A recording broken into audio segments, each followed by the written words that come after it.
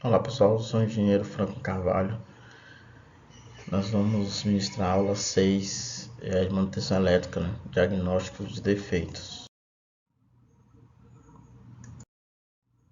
Bom, a nossa pesquisa de hoje descreva quais problemas podem ser evitados ao motor com as proteções desse circuito. Então nós temos aqui um relé de supervisão de fase, né?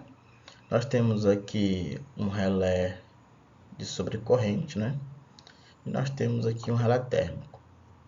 Então vamos listar que proteções a gente pode, essas proteções estão, o que essas proteções podem evitar, né, de problemas futuros no nosso motor, tá? A gente sabe que um circuito bem protegido, né, você tem uma economia futura e evita problemas na máquina principal, que é o motor. Okay? Então, o motor ele precisa de algumas proteções, né? Então, assim, uma delas é a proteção mecânica. Então, os motores devem ser protegidos, tanto a proteção do pessoal, né, do serviço, né, influências prejudiciais externas para o próprio motor, né, devendo também satisfazer os requisitos de segurança, prevenção de acidentes e incêndios. Né.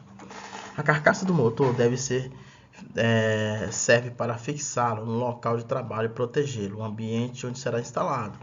É construída em madeira ou englobar diversas modalidades de proteção mecânica para satisfazer as exigências das normas. Basicamente, entretanto, as proteções mecânicas danificam-se, né? Classificam-se em 3 categorias, né? A prova de pingos e respingos, né? Totalmente fechados ou a prova de explosão, tá? O motor, à prova de pingos e respingos, todas as partes rotativas, né, sob tensão, são protegidas contra águas gotejantes, né? Então, se você tem um processo que é molhado, né, então você tem que ter esse tipo de proteção. E quando você, às vezes, muitas vezes são negligenciadas até pelo pessoal da produção, eles tiram essas proteções, né? Às vezes a proteção quebra, né, pela vibração, quebra, e aí a pessoa tira isso e tal, tira e deixa o motor exposto aí a situações que irão causar um dano maior aos motores, tá? Então é importante que a manutenção visualize essas questões de proteção mecânica dos nossos motores, né? A mesma forma aí a prova de explosão são motores construídos para serviços em ambientes saturados de gases ou poeiras, né, que são susceptíveis, né, para inflamação, locais que sejam inflamados, tipo bombas em sistema de gasodutos, entre outros, né? Seu invólucro seja resistente à explosão a gás, né, em misturas explosivas, especificado no seu interior, impede que a atmosfera inflamável circule e sofra ignição por isso. A proteção elétrica, né, como todo motor está sujeito a sofrer variações do ponto de vista elétrico, né, portanto, as conveniências de protegê-lo. Né. Em geral, as proteções principais são curto-circuito, sobrecargas, baixa tensão, fase aberta, reversão de fase e defeitos internos. Bom, causa de falhas em motores elétricos. Né? Praticamente todo movimento mecânico realizado numa planta industrial tem como origem um motor ou um rotor. Né? São eles colocados em linhas de montagem, né, para andar e dão vida e braços robóticos em máquinas de automação. Os problemas mecânicos e elétricos podem fazer com que o motor falhar e a causa das paradas da linha de produção. E isso aí, consequentemente, gera um prejuízo muito grande aí para a indústria. Então, vamos ver algumas falhas. Por exemplo, overload, né, que é a sobrecarga. Né? A sobrecarga acontece quando o motor é exigido além do seu torque nominal, ou seja, seu conjugado resistente é maior que o conjugado nominal. Tá? O motor trabalhando em uma temperatura mais alta, né, sua vida útil diminui, e dependendo do nível de sobrecarga, os dispositivos de proteção irá atuar. Né? E isso aí, a manutenção tem que ficar de olho para que o dispositivo de sobrecarga esteja bem dimensionado e que ele esteja na regulação correta.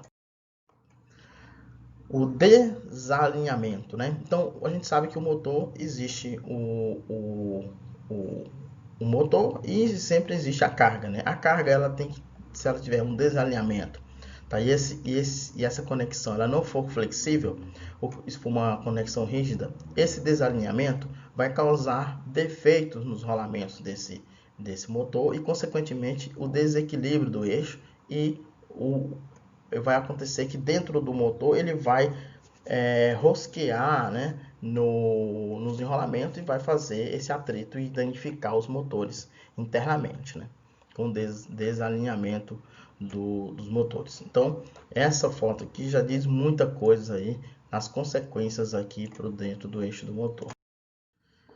Os transientes de tensão, né? Então, os transientes de tensão são sinais de tensão de características transitórias, né? Sempre em circuito ou carga acionada, né?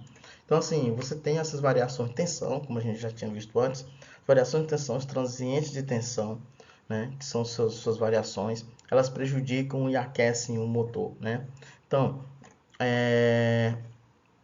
as interferências eletromagnéticas, dependendo dos seus valores de pico, né, a frequência pode causar danos aos diagnósticos motores. Então, existem proteções aí da rede que você pode implementar para poder cuidar desses motores, né, dependendo de como que esses motores é importante para o processo que ele está trabalhando. Outro motivo de falha é a distorção harmônica, né? A gente sabe que a frequência do motor, né, a velocidade do motor, ela é proporcional à frequência, né?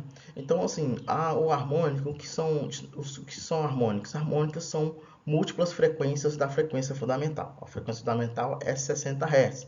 Então, alguns equipamentos, eles principalmente equipamentos tiristorizados, né, diversos outros equipamentos na rede elétrica, geram harmônicos, né? E esses harmônicos eles são frequências múltiplas. E essas frequências múltiplas, quando elas entram no motor, ela interfere na velocidade, né, e no desempenho do motor. Então, essas questões de frequências de distorção harmônica, elas geralmente são uma causa de avaria. E é uma causa muito complexa, que a maioria das manutenções mais simples não conseguem detectar isso. Geralmente isso que é problema no motor, geralmente. Mas para fazer isso você tem que fazer o quê? Pegar um analisador de rede, tá? Colocar esse analisador de rede com memória de massa para você salvar e ter um registro desses harmônicos pelo menos em 24 horas em um dia comum.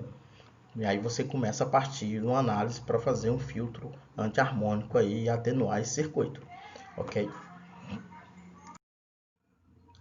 Bom, a corrente sigma, né? A corrente sigma são como chamadas correntes parasitas, né? Que circulam por um circuito elétrico. Então, nós temos essas correntes parasitas aí, ou chamadas correntes sigma, né? São geradas por capacitâncias ou indutâncias parasitas associadas aos condutores elétricos, né?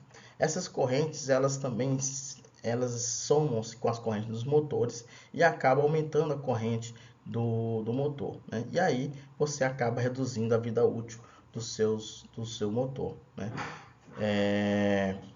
Então, essas correntes também, elas são inadequadas, né, para o condutor do motor, né? E comprometem as características ômicas, né? As características ômicas está querendo dizer que são a rigidez dielétrica, né, do isolamento do motor.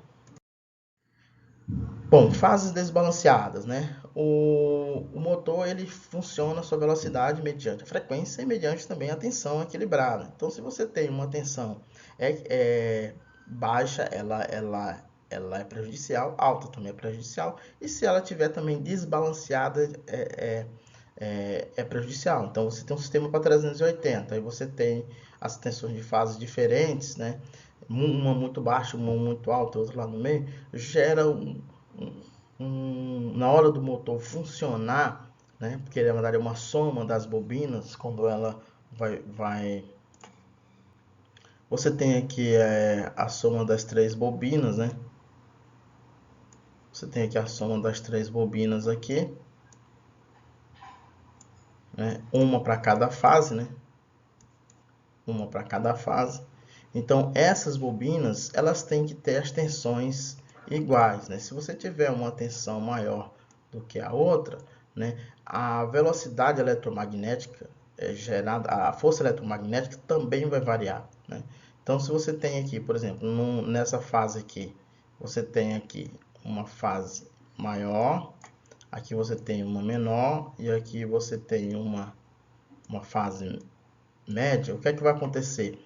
A força eletromotriz aqui vai ser uma, aqui vai ser uma outra força e aqui vai ser uma outra força. E nesse formato aqui, você vai ter um campo eletromagnético aqui, uma força eletromagnética induzida aqui, por cada enrolamento no eixo diferentes. E isso pode gerar vibrações e aquecimento no motor, tá? Então aqui, o campo girante aqui, por exemplo, né, para rotações corretas do motor do campo girante, né, que é o campo girante do motor, ele precisa estar com as três fases balanceadas, né? Okay. Pé suave, né? O problema de origem de falhas dos motores elétricos são mais comuns que se imagina. Diz respeito aos casos de fixação dos pés do motor, né? Ou seja, por componente acionado e apresentado às mesmas superfícies.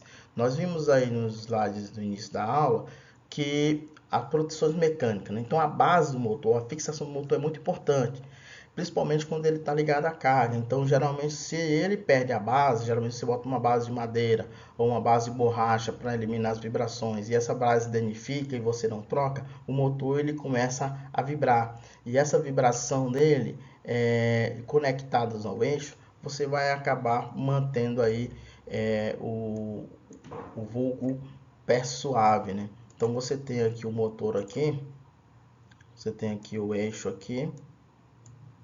Esse eixo ele está conectado a uma carga aqui,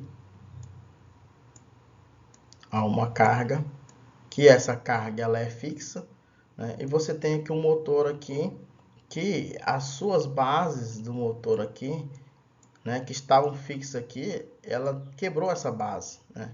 Quebrou essa base. E aí você vai ver que esse motor vai começar a vibrar, vai girar, vai vibrando, ele vai se deslocando do lugar, vai se deslocando, e aí essa vibração vai gerar um problema aqui no eixo, e aí vai danificar o motor por inteiro. Você nota que é um problema simples, né? É um problema que visivelmente você consegue visualizar se você tiver uma implementação do mínimo de manutenção preventiva. Bom, a aula de hoje é isso. Vamos para o nosso exercício matinal. Bons estudos, até a próxima aula.